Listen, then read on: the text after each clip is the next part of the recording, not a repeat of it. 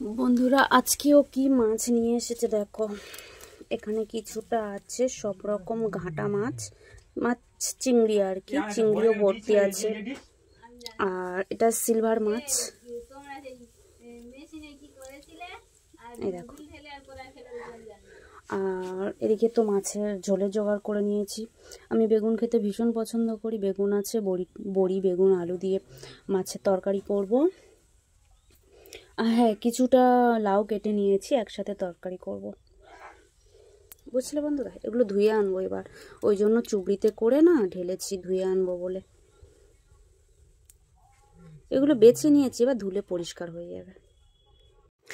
শুভ সকাল আমার প্রিয় বন্ধুরা, সবাই কেমন আছো? আশা করি ভালো আছো, আমিও খুব ভালো আছি। তো বন্ধুরা দেখো আমার উনুন কেমন, মানে আমার কাঠের জালের উনুনটা কেমন জ্বলছে। আর মাছগুলো তো সব আমি একসাথেই কড়াইতে দিয়ে দিয়েছি, কারণ আমি অনেক বেলাতে রান্না করতে গেলে এইরকমই হুড়োহুড়ি তাড়াতাড়ি মানে উনুনটার ওপরে খুব বেশি করেই জোর দিই, মানে ওর ওপর চাপিয়ে দিয়েছি, মানে ওকে খুব তাড়াতাড়ি হতে হবে। তো বন্ধুরা কাঠের জালের তরকারিগুলো কেমন লাগে তোমাদের বলো তো। আমার কিন্তু সত্যি কথা বলতে যে আমি তো খড়ের জালে রান্না করি, তো কাঠের জালে রান্না আমার খুব ভালো লাগে, কাঠের জালের তরকারিগুলো। আর রান্না করতেও অনেকটা মানে ভালো লাগে কাঠের জালে। কিন্তু আমাদের কারখানা ঘরের কাঠগুলো তো বিক্রি করা হয়, সব সময় নিয়ে পুরাই না। যখন আমাদের খড়ের সমস্যা হয়, অন্য জ্বালানির সমস্যা হয়, তখন কারখানা ঘর থেকে কাঠ নিয়ে এসে জ্বালাই। তার ভিতরে তো আরও মানে গ্যাসের জালেও তো রান্না হয়, যখন যেমন তখন তেমন করেই রান্না করি।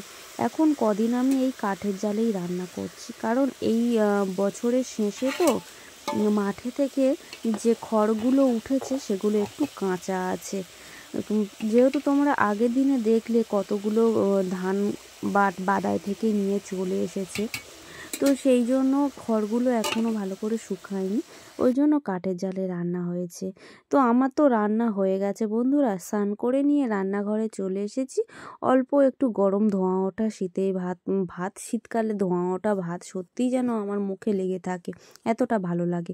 আমার তরকারিটা দেখো তো বন্ধুরা হয়ে গেছে। তো তোমাদের দাদা ভাইয়ের জন্য আমি বাটি করে আজকে মুড়োটা তোমাদের দাদা ভাইকে দেব, কারণ তোমাদের দাদা ভাইকে বলেছি যে আজকে মুড়োটা তুমি খাবে। ও বলছে না তুমি খাও, আমি বলছি না আমি আজকে খাবো না, তুমি খাও।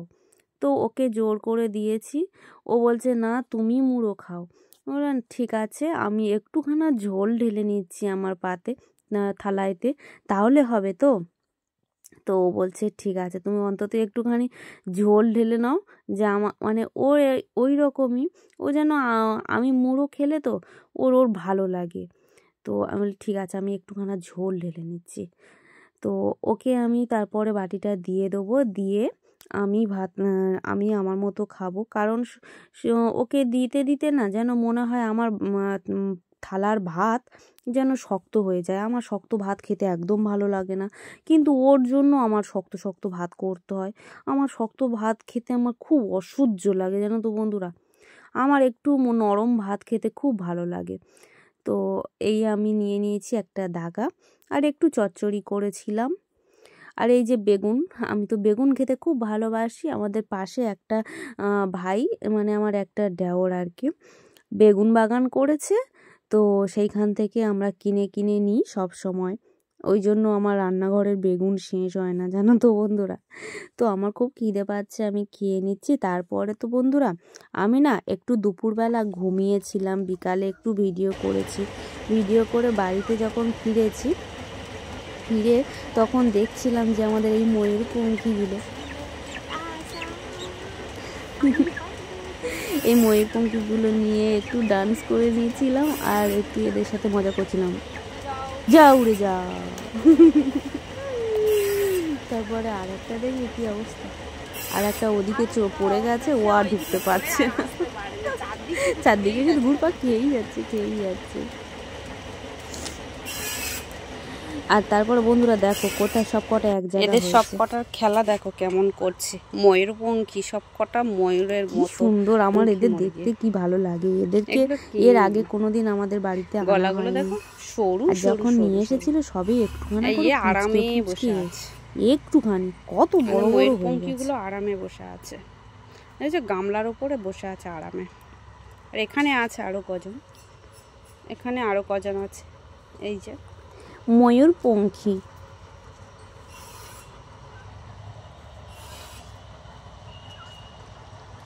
এরা এখন রাজত্ব করছে, আমাদের ফার্মে এসে রাজত্ব করছে।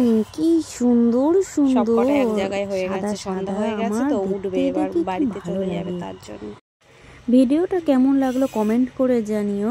তো দেখা হচ্ছে নতুন একটা ভিডিওতে। সবাই সুস্থ থেকো, ভালো থেকো, অনেক অনেক ভালোবাসা রইলো। টাটা।